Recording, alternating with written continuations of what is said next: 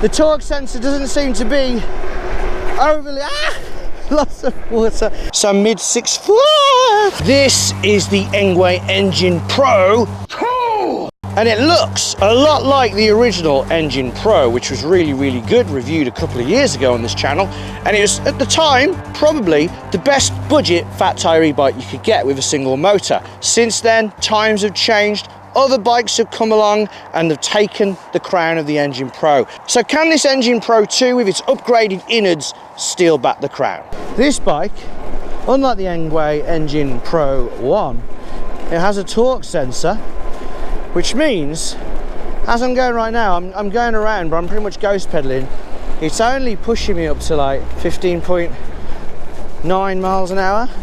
However, because of the way the torque sensor works, if I go down a gear and it feels me engaging a bit, it'll give me a bit more. So now I've got 18, but I got to a certain point where I'm ghost pedaling, so it's gone down to 15.9. So if I go all the way up to gear 8 and it feels that constant push, so as long as you're not ghost pedaling, it gives you the extra. The torque sensor doesn't seem to be overly, lots of water. All right, that's all right. Mud guards, that's handy. Metal mud guards. They look very nice actually in their blue to match the colour of the bike. But whereas on the Engwe P20, I got like a weird effect where every time I pushed down it gave power, and then when I wasn't pushing down it immediately cut out. Let's try it on this. So I'm not going to use the throttle unless I really need to. I mean, I've accidentally left in 8th gear, I'm on a bit of a hill, I'm at traffic lights. Kick in, kick in. Whoa! It didn't kick in. It didn't kick in. The Engwe Engine Pro 2 has got 75 Newton meters of torque apparently. The old one only had 50. The old motor was a direct drive motor, which meant it could do regen, but wasn't as torquey. This is a geared hub drive motor, I think. Pretty sure it is. So, let's see if it can beat the old time. 3, 2, 1, go. Right. We're going to go around this learner who's indicating right, but oh god, he's doing a hill start. That's annoying. There we go. Right, 17 miles an hour.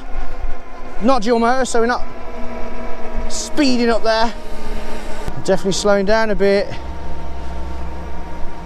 Come on, Engine Pro 2. I want you to do well. We're not stopping anyway. 10 miles an hour. You alright? Bit more, bit more, bit more. It's going 12 miles an hour. Come on. Right, speeding up now. Top of the hill. And about to cross the line in now. So the Engine Pro 2 improves on the original Engine Pro's time by 4 seconds, but interestingly is 2 seconds slower than last year's PVZ 20 Plus 1000 and way behind the Vitalan i7 Pro 2. Being £250 cheaper, the Vitalan is major competition for the Engine Pro 2, especially as it has all the cool things like indicators, a Bafang motor and a larger battery, all on a body which is basically identical to Engwe's e-bike. Will the Engine Pro 2 have a surprise up its sleeve? Keep watching. By the way, if anyone watching owns a Vitalan i7 Pro and maybe bought one after watching my review, please do say hi in the comments. Right, let me tell you some good stuff about this bike. This bike has got amazing hydraulic brakes. Right, there's no one here. 20 miles an hour, 21 miles an hour. Whoa. It is wet, but I was going about 22, so that's probably what, 3 meters from there. They do feel good, these hydraulic brakes, and they're definitely clamped down with very little effort from me. But as I found out a few videos ago, sometimes these fat tyres, which are nice and chunky and nice and comfortable, 4 inches wide, 20-inch diameter. However, the tread pattern isn't always the best for a wet road. It comes with an awesome rear rack, which attaches to the bike proper, as if it's actually part of the bike. And it can take a 25 kilogram load. you attach the mudguard to that rear rack. So without the rear rack, you can't use the mudguard. And without the mudguard and the rear rack, you can't use the rear light. The rear light is a brake light. Front and rear lights are wired into the bike, so they use the bike's power. You don't need any extra batteries, which is very nice. It's a very, very comfortable bike. There's a spring saddle, and it's generally comfortable anyway. It's got rear suspension, not adjustable though, and it's got front suspension, which is adjustable. You can lock it out, and you can adjust the preload. However, I can personally never tell any difference. It's meant to change the travel, the preload, but on all the bikes I've had with preload, I can never tell what it's actually doing. It's got a thumb throttle on the left-hand side. It's a bit different, usually it's on the right, but I noticed that with the Engine Pro last time as well. 5 levels of pedal assist. And it's got this nice colour screen, which I've had in the channel before, and it's got those like little blue road bits, so it looks like you're going along the road, almost like the obstacle avoidance in a Tesla, but no cars appear or anything like that. But the cool thing is, when you do go full throttle, it goes, let's test that suspension over a bump. Yeah, that's very, very comfortable. It goes quite fast. Another cool thing about this is the Altus gears with the STI underneath style shifting. So there's 8 gears rather than usual 7.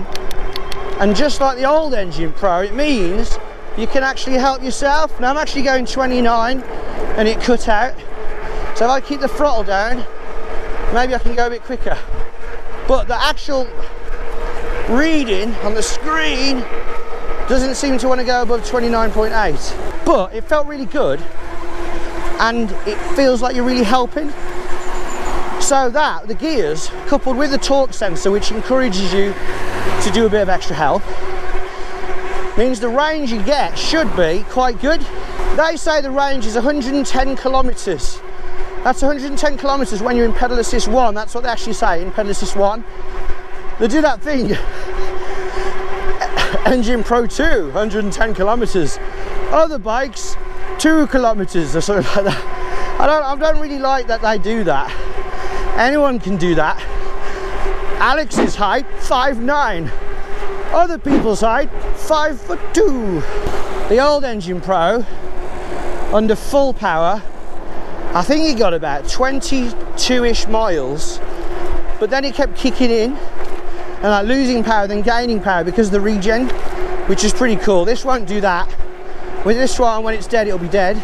And they're the 2 main improvements over the Engine Pro 1, is that the Pro 1 was a 750 watt motor that peaks at 1000 watts, powered by a 48 volt battery. This is powered by a 52 volt battery, and the bike now peaks at 1200 watts, but they haven't actually specified what the motor's rated at. The battery, as we said, 52 volts, same amp hours as before, 16, which gives a watt hour capacity, 832 watt hours, which is a decent capacity. Now I have already ridden this under no power. It's not nice. It's possible, but it's not nice. It's quicker than walking, that's all I'm going to say. But I will say as well, compared to the original Engine Pro, it doesn't feel as clangy. It feels a bit better made. There's just little touches, like on the original Engine Pro, I had to bend the mudguards. Well, the mudguard connectors to actually get it on the bike. There wasn't any sort of wheel security. If a wheel nut came loose on the front wheel could fall off. Whereas on this one, where you screw it in, it's got a bit of a surround which will prevent the wheel just falling off, which is nice. Whilst we're on the subject of putting the bike together, we might as well see how the bike came, what was in the box, and how it was putting the bike together. Spoiler alert, I didn't enjoy building this one. In the box we have manual, wheel axle and pedals, 3-amp charger, tools and various bits, and a handlebar stem which you have to put on separately. I try not to show too much of the build these days because it's kind of boring, but there are a few parts that aren't clear in the instructions. Attaching the handlebars, for example, involves removing a little rubber cap, unscrewing the bolt and removing the black plate, attaching the handlebar stem after loosening its own Allen bolts, then reattaching the plate. These screws for the rear rack aren't very nice. They were in, where you can see the other side, up to about there. and you have to unscrew it all the way, and they stay really tight. I've got to say, putting this bike together has not been a pleasant experience so far. There's too many little bits where the screws are tight, so you can't hand screw them, or you can't get to them. So I can't hand screw that. So I've got to use this to do it all the way to fully tight, and you can barely turn it. You can't put it up through the top. So annoying. If you have one of these, it'll make it a lot faster. So to fold it, it's got these nice metal pedals. Pull the catch, pull that open, bring it round, don't get caught on the inside. It lands on that piece of metal, and then the handlebars, little catch again, bring that down this way. A folded bike. The battery is in there. You can see the lock there. Turn the key, releases that lock, give it a little push. Now it still won't come out because the key's in the hole. So when you take the key out, be careful, it might slide out, but this one doesn't. It's quite a tight fit, which is nice because in the past they've been a bit rattly inside. And there is the battery, 16 amp hour, 52 volts. And you can see why it's a tight fit, because they've got this piece of rubber strapped to the end, and they've got this little bit of rubber there, and that is what keeps it a nice fit. Let's get back in, just in case you want to read. Push the key in. This can be a bit tricky because the wires go over the key hole. You may also notice that if you're going to go over mud, it'll get a bit muddy down by the key.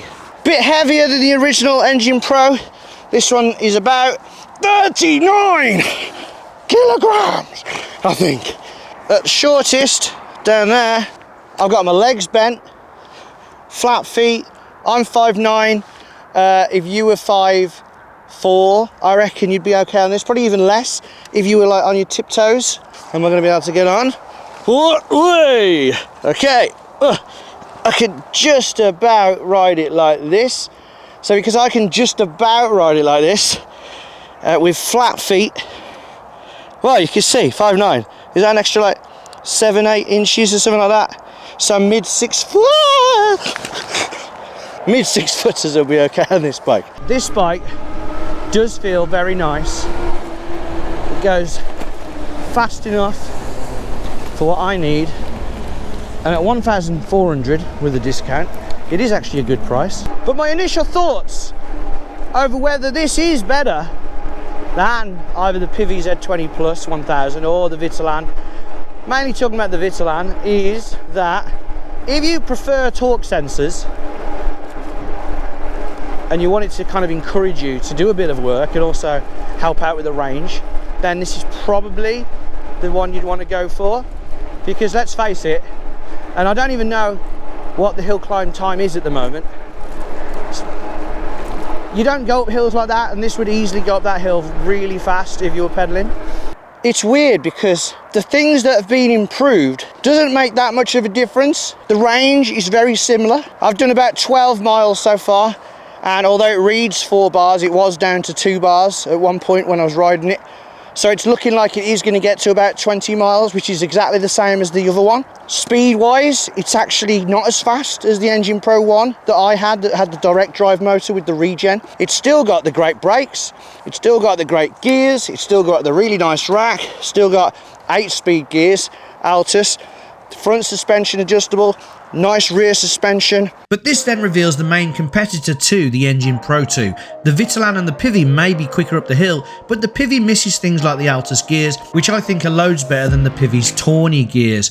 Those bikes also don't have a torque sensor, which is probably why they're a bit cheaper. If you want a torque sensor, then there's only one option, the Engine Pro 2. But if you want the cheapest bike, then it's the Pivi versus the Engine Pro 1. The Pivi comes out on top in performance, but the Engine Pro 1 wins when it comes to creature comforts like the gears. All 4 bikes are really good bikes, but I'd like to hear from the Vitalan owners to find out how their experiences have been. But when you compare the Engine Pro 2 to its older brother the Pro 1 seems to do pretty much everything the Pro 2 does, but it costs less and it has a cadence sensor. Personally, I do prefer a cadence sensor, so I'm not relying on the throttle to get me to the full speed of the bike. Torque sensors usually have the advantage when pulling away, but the Engine Pro 2 sensor doesn't seem to kick in straight away. It's not a big issue as it still has a throttle, and I do prefer the sensor over the P20 sensor I tested a few weeks back. That one kicked in instantly, but it also cut out instantly when the effort stopped. The Engine Pro 2 sensor is much smoother in that respect. And I do love the fact you can leave it in assist level 5 and cruise along at a steady 18 miles an hour. Then if you decide you want to go faster, pedal a bit harder, and unlike a cadence sensor, it does feel like it's you propelling the bike, but it's you with cybernetic augments in your legs. When I reviewed the original Engine Pro, at the time it was pretty much the best bike I had. It was like a bull in a china shop because it wasn't as refined maybe as it could have been, but it still isn't really. Like, it doesn't feel really smooth, it still feels a bit rough around the edges.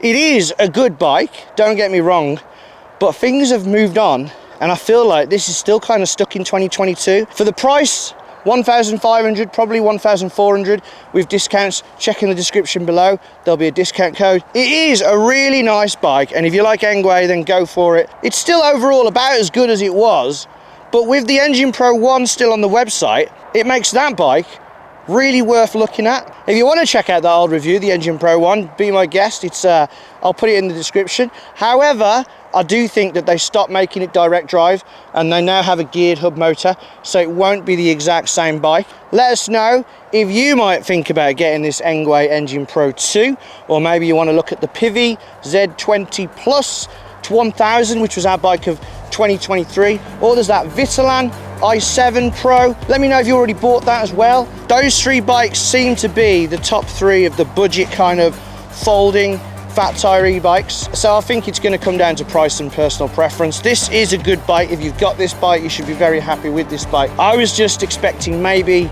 just a little bit more. It has started to rain, so I'm going to go in. I'm going to try and get some more miles on that Engine Pro 2. If you enjoyed that video, do leave us a thumbs up. If for whatever reason you didn't like it, thanks for staying all the way to the end, but still you can leave a thumbs down if you want. Links for the bike are in the description. There's also reviews of many other similar bikes you can check out on our channel. If you do like e-bikes, it might be worth subscribing. And until next time, it's raining again. Ride safe. If you do have one of these, it will make it. If you do have one of these, it will make it a lot faster. Oh, hopefully. If you do have one of these, it'll make it a lot faster. Bloody hell. Ah! If you have one of... Bloody hell.